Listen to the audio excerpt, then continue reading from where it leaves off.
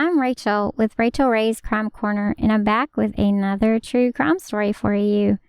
So sit back and relax, or get busy with your favorite chore and put in them earbuds. So I hope each of you is having a wonderful day, and that you'll stick around to hear this story. On the evening of February 2nd, 1987, Daryl Crouch, after spending a large portion of his day at Humco Pharmaceutical, met his wife and daughter at his other business, Walsh Lumpkin Drug Company. He stayed late so his wife could make some copies on the office copy machine. His 10-year-old daughter, Sandy, decided she wanted to ride in the car with her dad. His wife, Jan, was 25 feet away in her Lincoln Continental. Just as Daryl put the key into the ignition of his Mercedes, there was a loud explosion. His daughter was thrown out of the car, but she could not personally remember if she stepped out of the car or was thrown out of it. Jan immediately ran over and frantically began trying to get her husband out of the burning car. Sandy and Jan were running around the car screaming. There was no way to get Daryl out.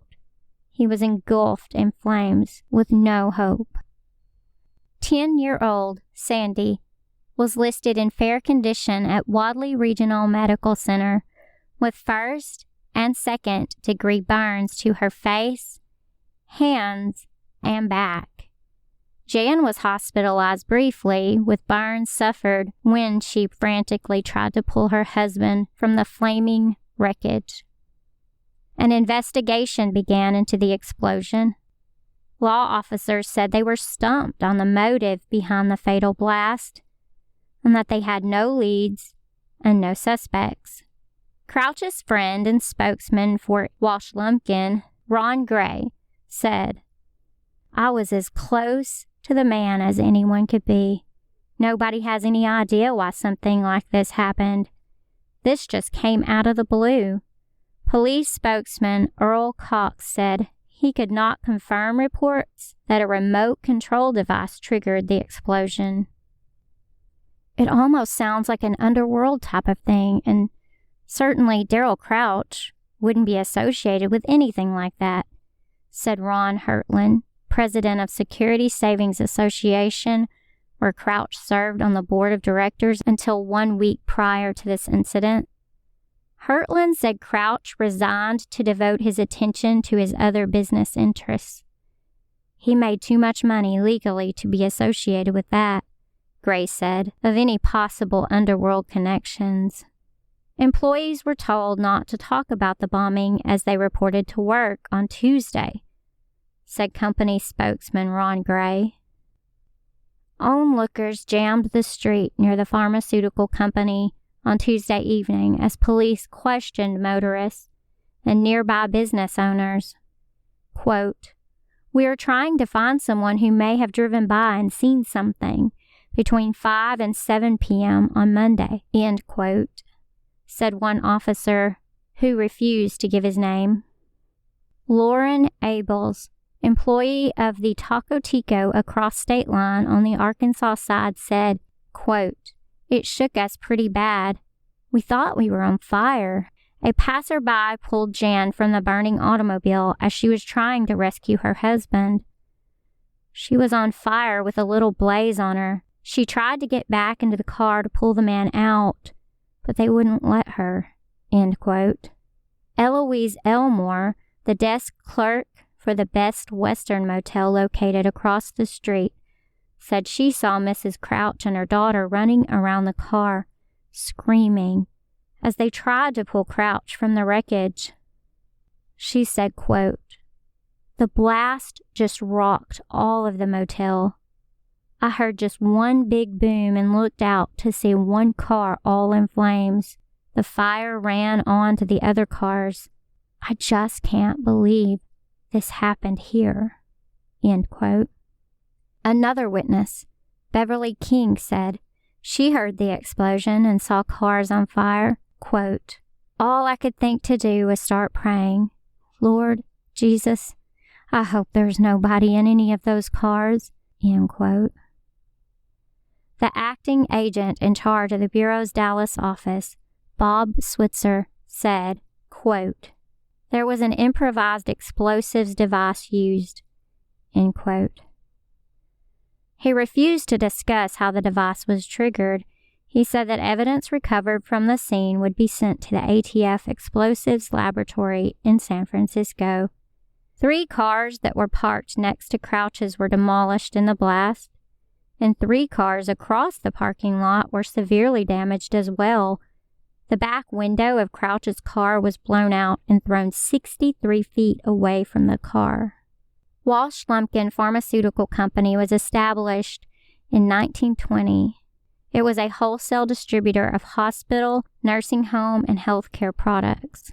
It was owned by William Pearson Walsh and his wife, Ruby Ethel Pope Walsh.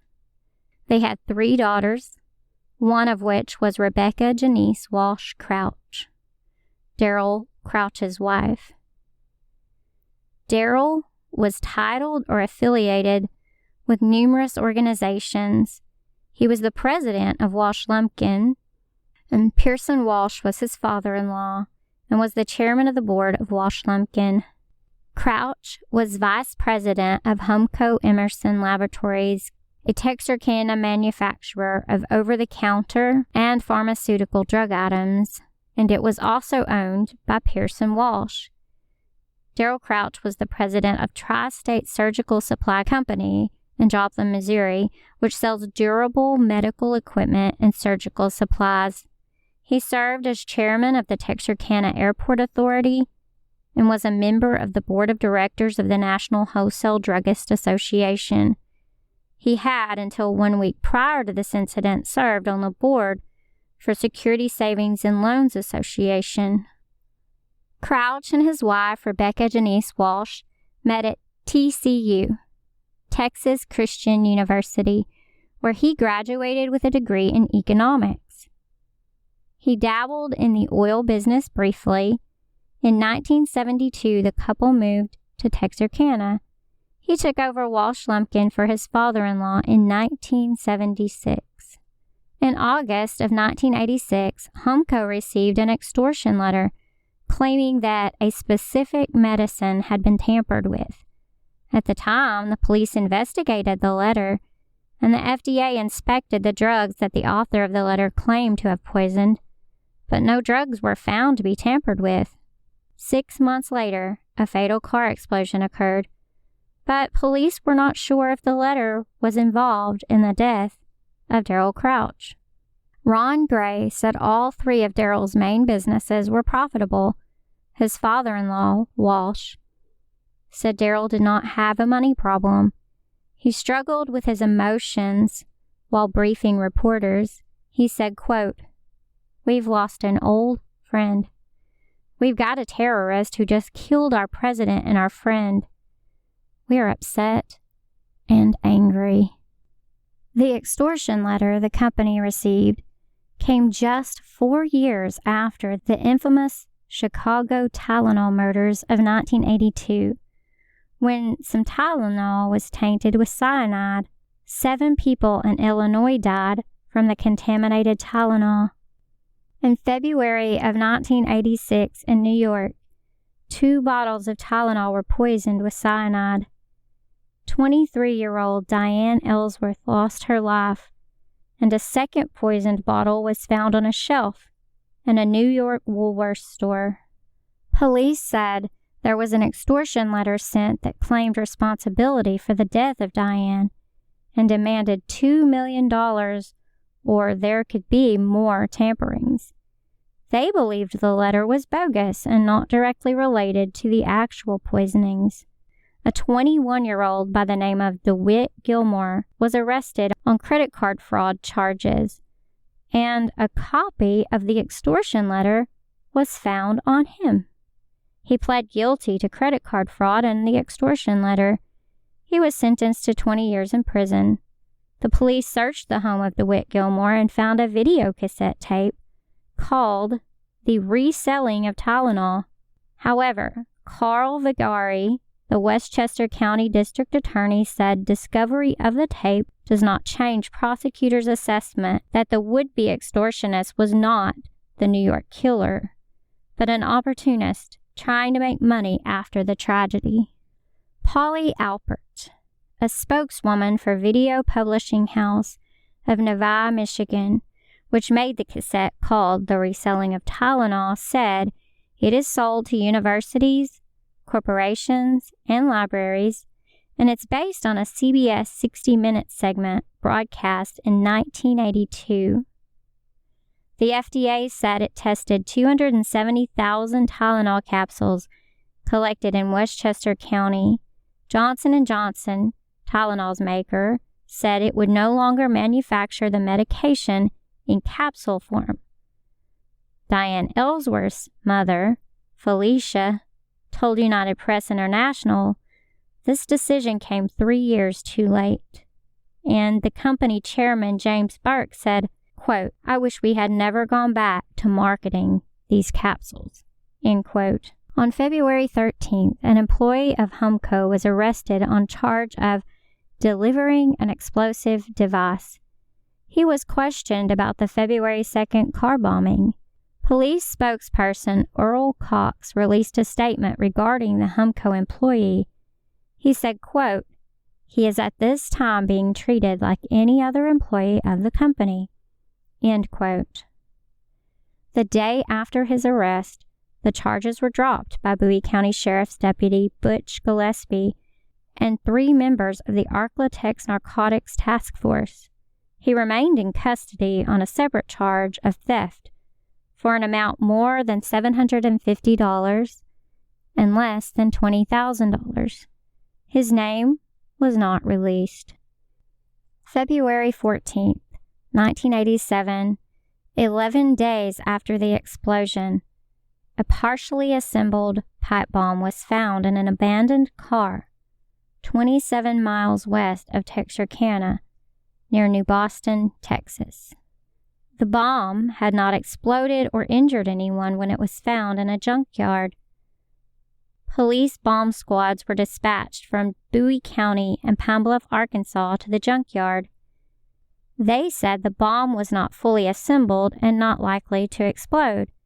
The agent in charge, Richard Garner, refused to say whether the device was attached to the vehicle or simply carried inside of it. Police Chief Lee Spradlin said, quote, "We have no reason to believe the bomb near New Boston is connected to the incident in Texarkana." Police said that on the day of the bombing, witnesses had seen a 2-tone, late 1970s model pickup. It was dark brown on top and bottom, with a medium brown in the middle and a white tailgate. It was occupied by one white male who had exited the alley, turned right, and traveled south down State Line Avenue. In March of 1987, investigators said they were sure that it was a pipe bomb, and it was probably galvanized, 8 inches long and 2 inches in diameter. They were not sure how it was triggered. They found some electronic parts, but they were not sure if they were part of a trigger mechanism or part of a garage opener that was already in the car. In April of 1988, there was a recall on Humco brand Ipecac syrup. Ipecac is a drug that is used to induce vomiting when it's suspected that someone has been poisoned. Bright Life iodide tincture had been mislabeled as Bright Life Ipecac syrup. Iodide is an antiseptic used to clean wounds, and if just a small amount is ingested, it can be fatal. During investigation of this recall, a second recall occurred because 1-ounce bottles labeled as Humco brand Ipecac were found to contain eucalyptus oil. Eucalyptus oil is highly toxic. As little as 1 teaspoon can be fatal if swallowed. Due to the recall, an inspection was made by federal officials.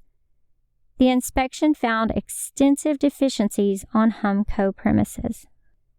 In July of 1988, the FDA filed a lawsuit seeking to shut down Humco, stating that it was a hazard to public health. They claimed that Humco was manufacturing and distributing articles that were adulterated and misbranded, and that the company does not adhere to current federal manufacturing practices. Pearson Walsh was the president. Larry Copeland, the general manager and secretary, said he was unaware of any action being taken against them, and he was shocked to hear about a lawsuit. Quote, "We know nothing of it. We don't know what they would file a lawsuit about because the FDA hasn't said anything out of the ordinary as far as the recall is concerned." End quote. Out of the 100,000 bottles of Ipecac that were returned, none were mislabeled. Copeland stated that these were the first recalls the company had ever had, and that he was very concerned for the safety of the public. By March of 1989, the reward for information leading to solving this mystery was up to $250,000. Police, FBI, and ATF said they had checked thousands of leads, but had not turned up anything that points to a motive, much less the identity of Crouch's killer. Texarkana Police Lieutenant Ronnie Sharp said, quote, "Most of the time we at least have a motive. We don't know why it happened, so we don't know where to start," end quote. The only thing police knew was that Darrell Crouch, the president of Walsh Lumpkin, was killed by a pipe bomb planted beneath his 1982 Mercedes-Benz 280 SL in his firm's parking lot. Bomb experts remained uncertain whether it was detonated by remote control or designed to explode when Crouch turned on the ignition switch. Finally, it looked like they had a break in the case. A woman claiming to have witnessed the bombing. A federal convict came forward. They interviewed her twice from the Oklahoma County Jail while she was awaiting sentencing on a tax fraud conviction. A federal agent who questioned her said he was going to pursue several possible leads she had provided. He said, quote, "Everything she said could have come out of the newspapers, it's been a lie, or it couldn't be proved or disproved. I don't think she knows anything about the bombing, but a couple of things she said I can't immediately disprove." End quote. Authorities said they were unable to link Crouch's death with the extortion letter. Like Crouch's murder, the extortion case also remains unsolved. In the same way, they could find no link between the slaying of Crouch and the Humco product tampering case. The company reported that the mislabelings appeared to have been random accidents. To this day, no one has ever been charged for the killing of Darrell Crouch. Since this was a short case and I didn't have a lot of information, I thought I would give you a few extra things about the Walsh family. This wasn't the first time tragedy had fallen on the Walsh family. William Pearson Walsh and his wife Ruby had a son in 1933 named Benjamin Pope Walsh. Benjamin grew up in Texarkana, attended college in Tennessee, Arkansas, and Texas. He served 2 years in the Army in Korea. He was married and had 2 sons. In 1965, at the age of 32, he was executive vice president and general manager of the Pepsi-Cola Company. He was also vice president of Walsh Lumpkin Drug Company. At some point, Ben was diagnosed with leukemia, and at the age of 32, he came down with pneumonia due to complications from the leukemia. He was hospitalized in Texarkana, and then he was sent to Dallas, where he ended up passing away in December of 1965. It was a great loss for his family. He had 3 sisters, Patty, Sue, and Jan Walsh Crouch. She was only 13 at the time of her brother's death. On July 14, 1961, state police were notified of 2 missing men. The men were 48-year-old Ben Walsh of Texarkana and 29-year-old Hank Wimmers of Garland, Texas. The two men had flown to Shreveport on Wednesday, July 12th in Ben's personal plane, a Cessna 182, to attend a business meeting together. The last time their families had heard from them was Wednesday evening, when they had called to let their wives know they would be home late Wednesday evening or early Thursday morning. When the families had not received word from either of them by Friday morning, they were becoming increasingly worried. On Friday, Wally Johnson, a family friend of the Wimmers, called the state police to file a report. The Shreveport Civil Air Patrol began a search for the missing men and for the Cessna. They had searched the part of the route that officials assume the pair had taken after leaving Shreveport, but they failed to locate the aircraft. Something that made locating them more difficult was they had not filed a flight plan. On Saturday morning, July 15th, 6 search planes were sent out to do a full-scale search, scanning the entire northwest Louisiana section. They could not find a sign of a crash, and the men had not made contact with their family. Mrs. Wimmers talked to police and reported last hearing from her husband on Wednesday, July 12th, when he had called to tell her they'd be home by Thursday morning, if not before. Police attempted to talk to Mrs. Walsh, but she was much too upset to answer questions concerning her missing husband. Local officials were worried that the pair may have run into stormy weather, but the U.S. Weather Bureau said radar showed no severe showers or thunderstorms that Wednesday evening near the area the two men had been in. The Bureau said the only thunderstorm near there was detected about 9 p.m. northwest of Texarkana. A local airport worker reportedly said Walsh was inquiring about a landing strip at Vivian, Louisiana before leaving. Officials checked out that community and found that the two men had not landed there. The FAA inquired about the men via radio at all airstrips in the Shreveport, Texarkana area. The two had simply vanished. Ben Walsh, the brother of William Walsh and uncle of Jan Crouch, was an executive of Walsh Lumpkin. Hank Wimmers was a friend of Ben and a salesman from Garland, Texas. We know the two decided to stop at a cafe around midnight on Wednesday evening, sometime after talking to their wives. Around 3:15 a.m. on Thursday morning, the two took off from the Shreveport downtown airport. FAA Superintendent Henry Hubble said that Walsh had not filed a flight plan and was a relatively inexperienced pilot. Hubble also said that Walsh did not have an instrument flying rating. If you don't know what that means, I didn't. It's a pilot rating earned through intensive training focused on flying solely by reference to instruments. Hubble said that he wasn't sure if Walsh had received night flying instructions. Pilots flying according to VFR, visual flight rules, need to see where they're going, but in clouds you can't see anything, so VFR pilots need to stay out of clouds. If a layer of clouds covers more than half the sky, then these clouds act like a lid or ceiling for VFR aviation and constrains VFR flights to fly in the clear air below it, with some exceptions. The ceiling for July 12th was 700. VFR requires a ceiling greater than 3,000 feet above ground level and visibility that's greater than 5 miles. Search planes had been halted due to storms, but the search continued on Monday, July 17th, with Air Search and Rescue Service in Dallas reporting that no development had occurred in the case. One witness called the police and reported hearing a low-flying plane, and then moments later saw a fire between Haynesville and Emerson, Arkansas.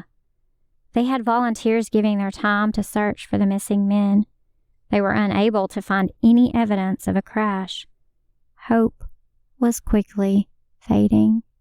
On Monday at 2:30 p.m., Dewey Nichols, who owned and operated a crop dusting service in Houston, was on a routine flight to Shreveport on a crop dusting mission when He spotted damaged trees about 3 miles away. He altered his course, saw the wreck, and made a hazardous landing on a muddy road.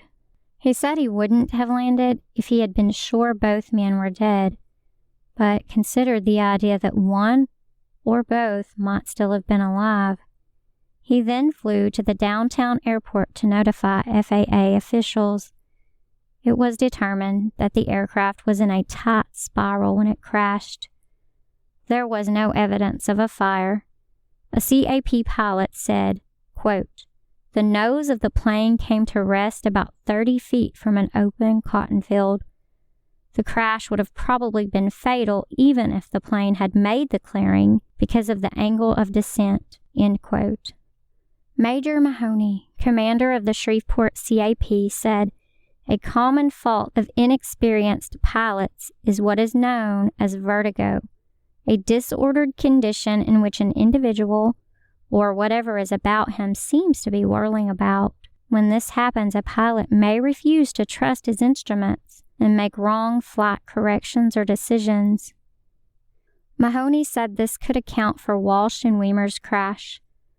The wreckage had been scattered over a wide area. The fuselage was the only part of the plane that was left intact. Both wings and most of the tail section were sheared off. Thank you so much for listening to my story today. I hope you found it interesting, and if you did stick around to the end, would you please give it a like if you enjoyed it? And also, would you subscribe to the channel so that you can know when I put out more content like this?